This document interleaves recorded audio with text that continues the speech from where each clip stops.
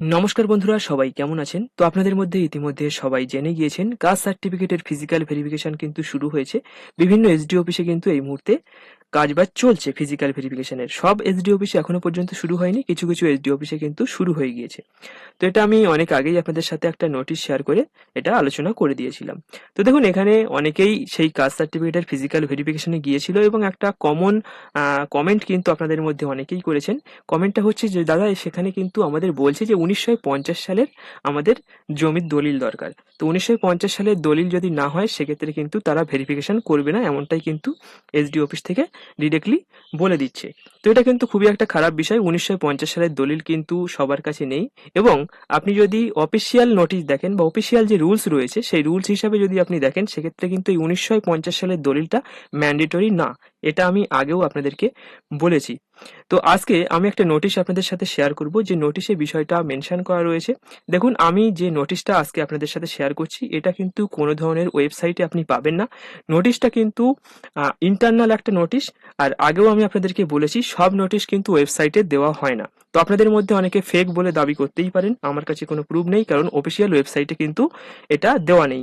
এর আগেও আমি দুটো নোটিশ আপনাদের সাথে শেয়ার করেছিলাম। 14 তারিখে যে নোটিশটা প্রথম পাবলিশ করা হয়েছিল, যে কাস্ট সার্টিফিকেটের ফিজিক্যাল ভেরিফিকেশন করা হবে, সেই নোটিশটা কিন্তু এখনো পর্যন্ত কোনো ওয়েবসাইটে আপনি দেখতে পাবেন না, 1 নাম্বার।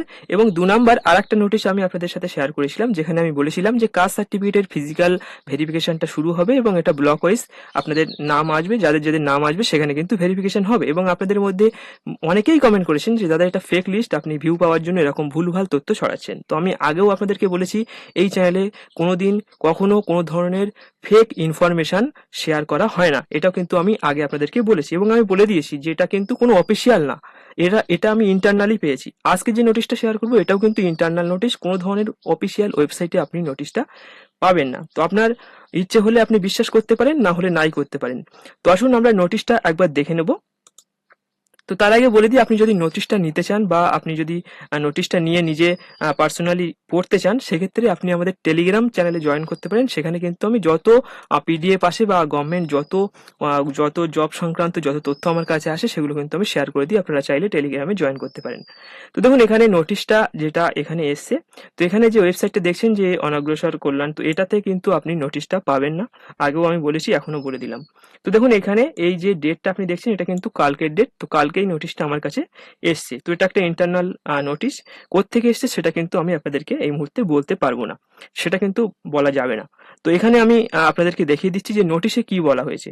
তো এটা যদি কার্যকর হয় তাহলে আপনারা বুঝবেন যে নোটিশটা ঠিকঠাকই ছিল, আর যদি কার্যকর না হয় তাহলে নোটিশটা ফেক হিসাবে আপনারা ধরে নিতে পারেন। আচ্ছা, এখানে দেখুন এই নোটিশটা কোথা থেকে পাঠানো হচ্ছে। নোটিশটা পাঠানো হচ্ছে the special secretary to the government of West Bengal. তো এখানে সেক্রেটারি থেকে কিন্তু নোটিশটা পাঠানো হচ্ছে। কাদের কাছে পাঠানো হয়েছে? তো এটা দেখুন, সমস্ত ডিস্ট্রিক্ট ম্যাজিস্ট্রেটদের কাছে কিন্তু, অল ডিস্ট্রিক্ট, আপনি এখানে দেখছেন অল ডিস্ট্রিক্টেই কিন্তু এই নোটিশটা ফরওয়ার্ড করা হয়েছে। এখানে আপনি নোটিশের যে সাবজেক্টটা দেখছেন সেটা এখানে কি বলছে, production of land deeds prior to 1950 in cases relating to issuance and reverification of caste certificate registration.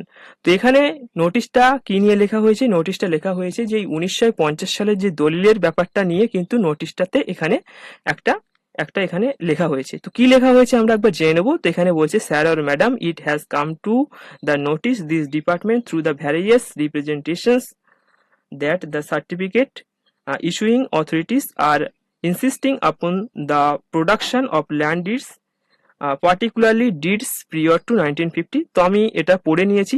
তো আমি আপনাদেরকে সংক্ষেপে জানিয়ে দিই। এখানে এই যে নোটিশটাতে যেটা বলা হয়েছে সেটা হচ্ছে, এখানে আমরা দেখেছি যে এসডি অফিসে যে এই 1950 সালের দলিলটা চাওয়া হচ্ছে, সেই দলিলটা কিন্তু অনেকেই দিতে পারছে না। তার জন্য এখানে কিন্তু পাবলিক একটা হ্যারাসমেন্ট হচ্ছে। সবার কিন্তু এটা একটা অসুবিধা হচ্ছে। কারুর কাছে, অনেকের কাছেই কিন্তু এই 1950 সালের দলিল নেই, সেটা আপনারা জানেন। আপনারাও কমেন্ট করেছেন যে আমার কাছেও কিন্তু 1950-এর দলিল নেই, কিন্তু আমার কাস্ট সার্টিফিকেট আছে।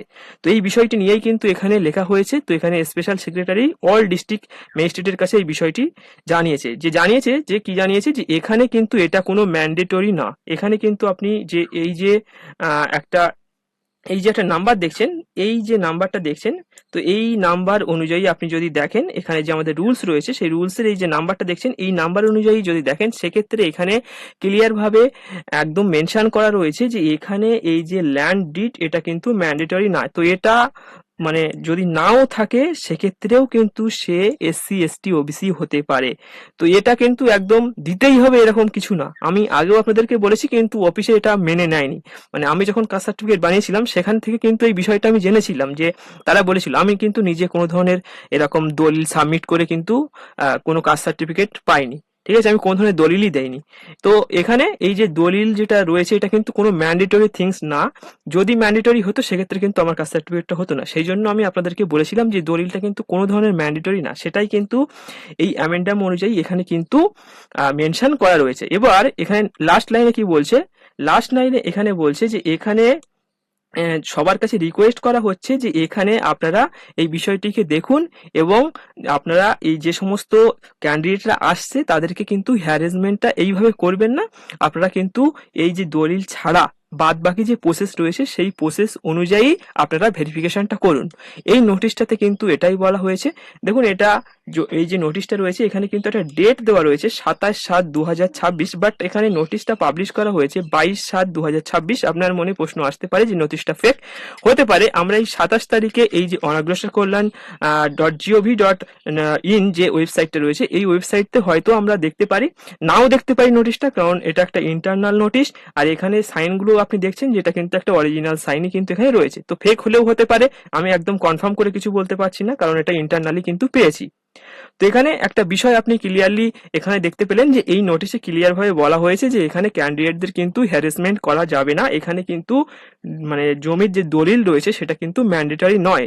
জমির দলিল বাদ দিয়ে বাদ বাকি যে ডকুমেন্টস রয়েছে সেগুলো কিন্তু আপনি চাইলে খতিয়ে দেখে তাদের কাস্ট সার্টিফিকেটটা ভেরিফিকেশন করে দিন, এটাই কিন্তু বলা হয়েছে। সেক্রেটারি কিন্তু অল ডিস্ট্রিক্ট ম্যাজিস্ট্রেটের কাছে এই যে লেটারটা এটা কিন্তু পাঠিয়েছে। তাহলে বুঝতে পেরেছেন যে এখানে দলিলটা এই মুহূর্তে ম্যান্ডেটরি না, সেটাই কিন্তু জানানো হয়েছে। এবার যদি এখনো পর্যন্ত মানে এসডি অফিসে দলিল চায় সেক্ষেত্রে কিন্তু আমাদের বুঝে নিতে হবে যে এই নোটিশটা কোনো কাজের না। আর যদি আমরা 1 সপ্তাহের মধ্যে বা 10 দিনের মধ্যে যদি দেখি যে এখন থেকে যে ভেরিফিকেশনগুলো শুরু হয়েছে সেখানে দলিল লাগছে না, সেক্ষেত্রে আমরা বুঝতে পারবো যে এই যে যে নোটিশটা এসছে এটা একটা ভেরিফাইড নোটিশ এবং এটা কিন্তু একটা লিগাল নোটিশ। তো এছাড়া আপাতত আমার কাছে আর তেমন কোনো তথ্য নেই। তো যে তথ্যগুলো রয়েছে সেগুলো আগের ভিডিওতেও আমি আপনাদেরকে সব মানে তথ্য দিয়ে দিয়েছি। তো আপনারা যদি পিডিএফটা নিতে চান সেক্ষেত্রে অবশ্যই টেলিগ্রাম চ্যানেলে জয়েন করতে পারেন। তো আজকের এই ভিডিওটি এখানে শেষ করবো। ভিডিওটি ভালো লাগলে অবশ্যই ভিডিওটিকে একটি লাইক করবেন, বন্ধুদের সাথে শেয়ার করে দেবেন এবং আপনি যদি আমাদের ইউটিউব চ্যানেলে প্রথমবার ভিজিট করেন সেক্ষেত্রে অবশ্যই আমাদের চ্যানেলটিকে সাবস্ক্রাইব করে পাশে থাকবেন। ধন্যবাদ।